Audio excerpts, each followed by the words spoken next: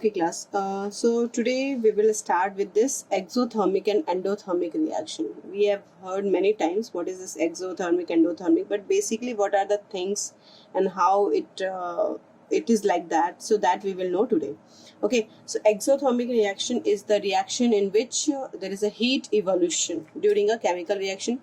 If heat is evolving, then it is called exothermic reaction, and in that case delta H will be negative. Why this delta H will be negative, that I will tell you afterwards. Okay, few examples are there. There is the values also I have given, so you don't have to, like, it's not needed, it's not required to learn these values, but just for example I have given you. If delta H is negative, we will say that it is an exothermic reaction. Got it?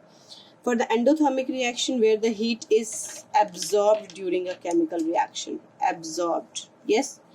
So in this case, delta H will be positive, and few reactions like H2O2 when react to form HI, it is delta H is positive. So that means it shows it is endothermic reaction. So how this is exothermic, like plus and minus, let me explain that one.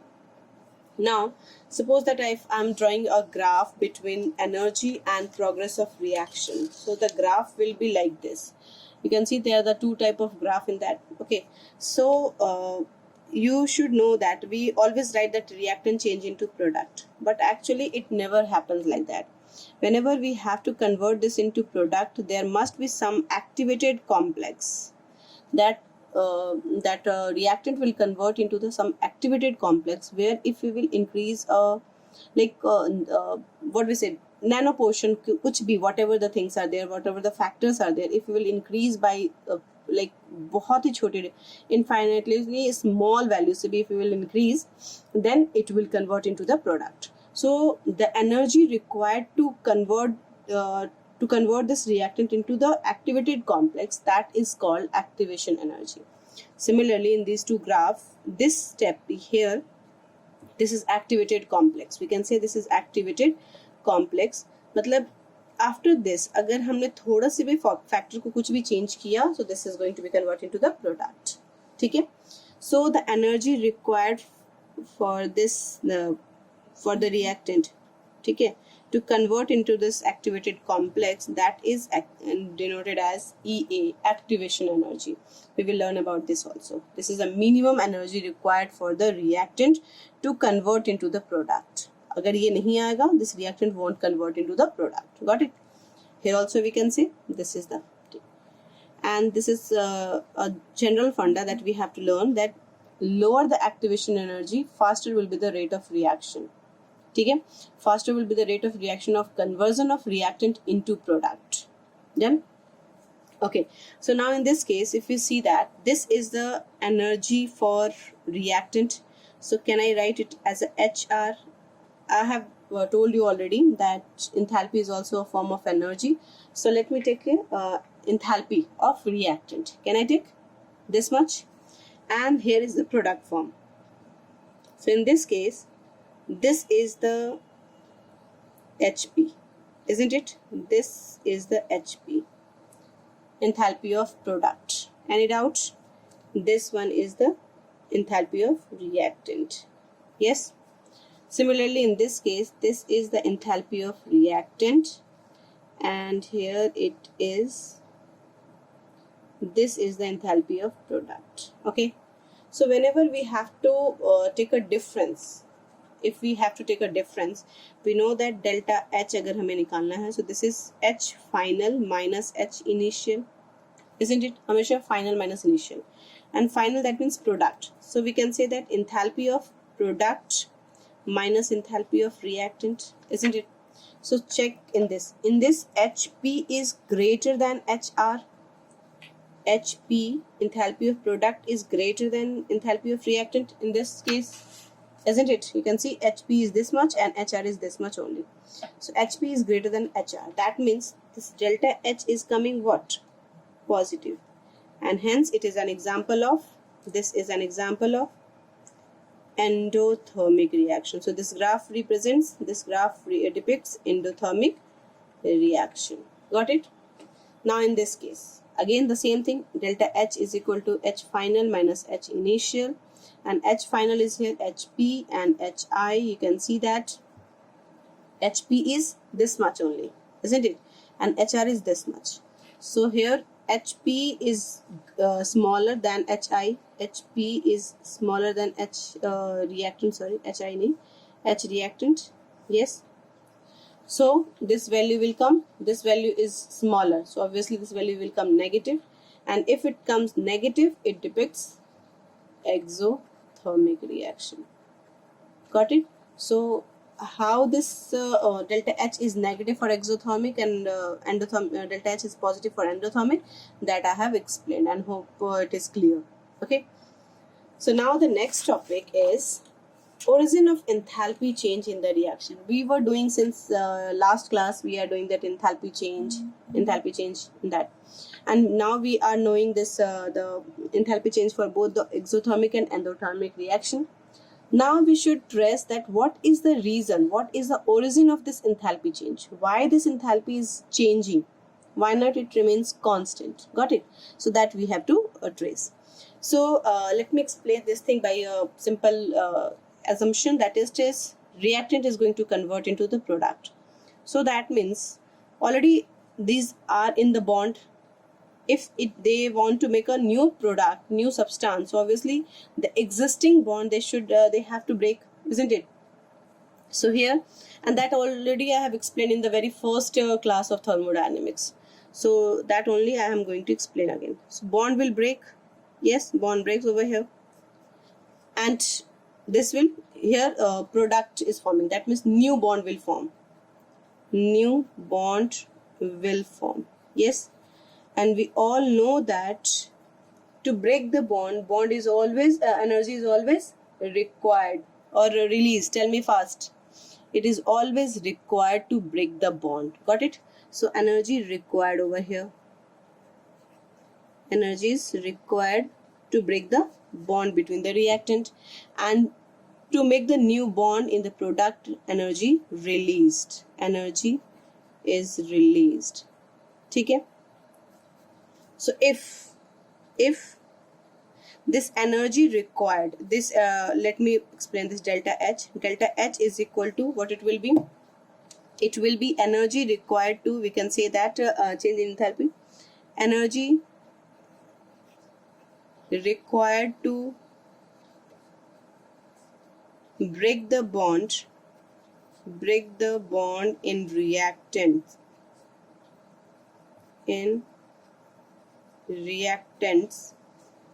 and minus energy released in the formation of product. Yes, minus energy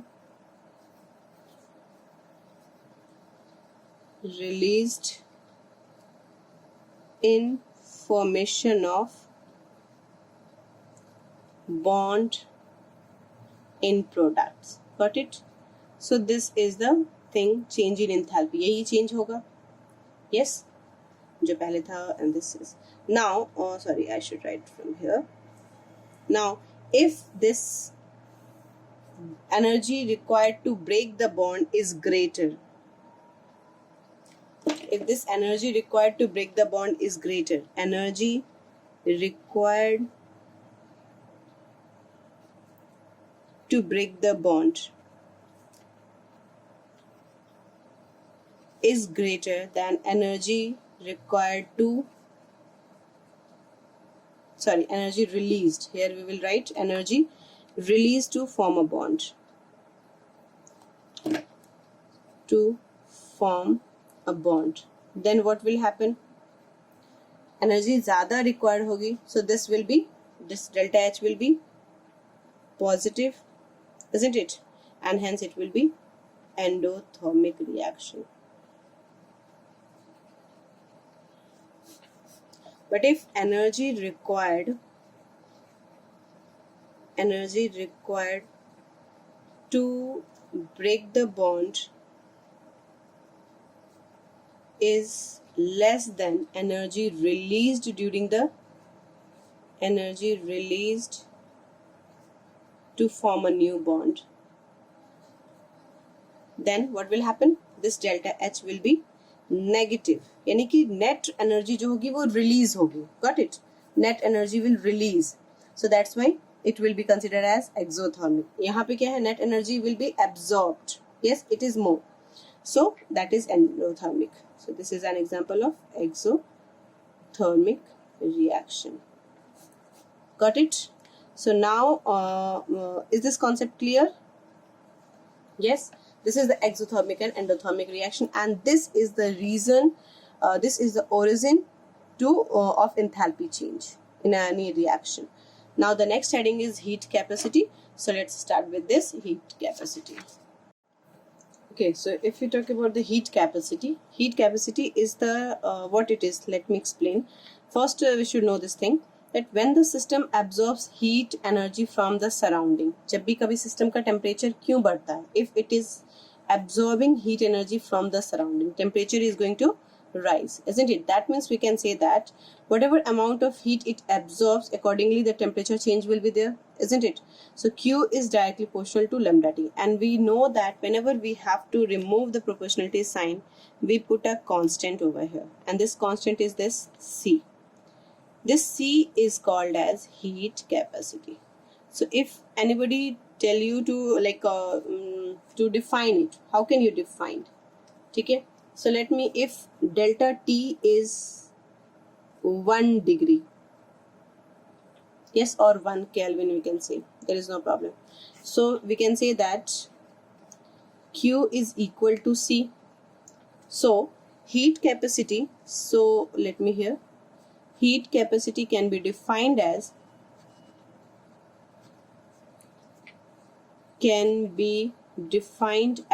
amount of heat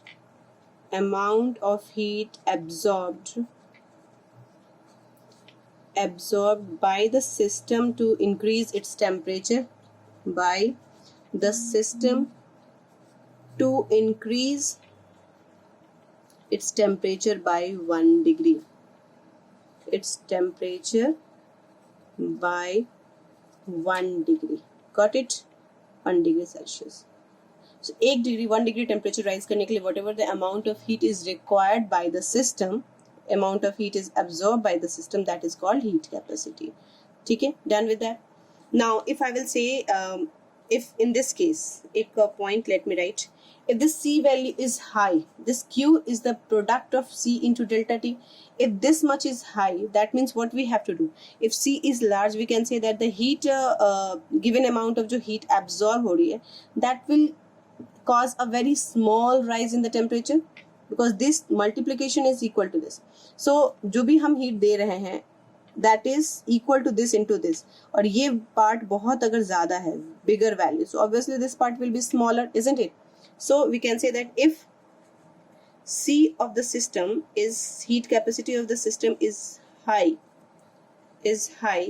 then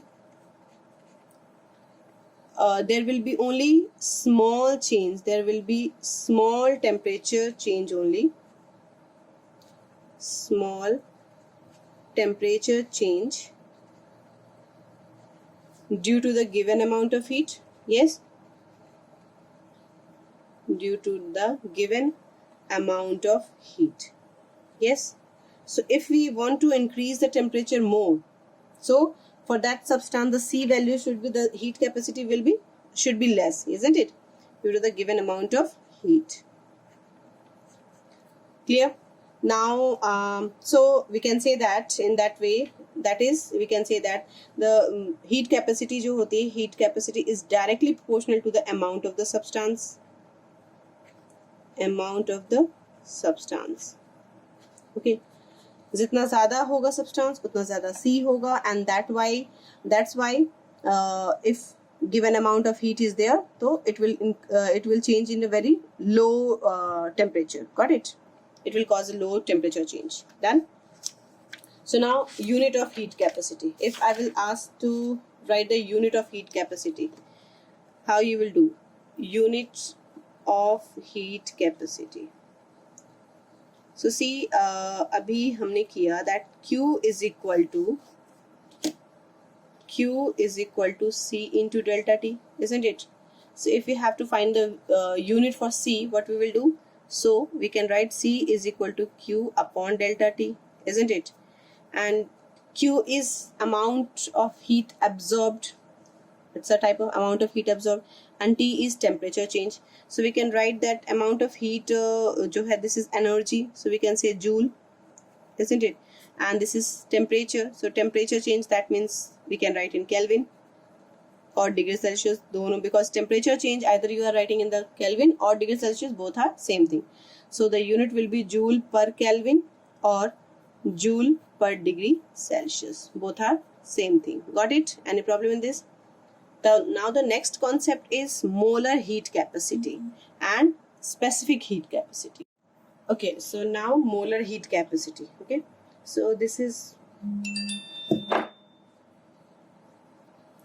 molar heat capacity, and after that we will do specific heat capacity. So first, molar heat capacity, as the name suggests, molar heat capacity, that means heat capacity for 1 mole. So how can we define it? We can say that quantity of heat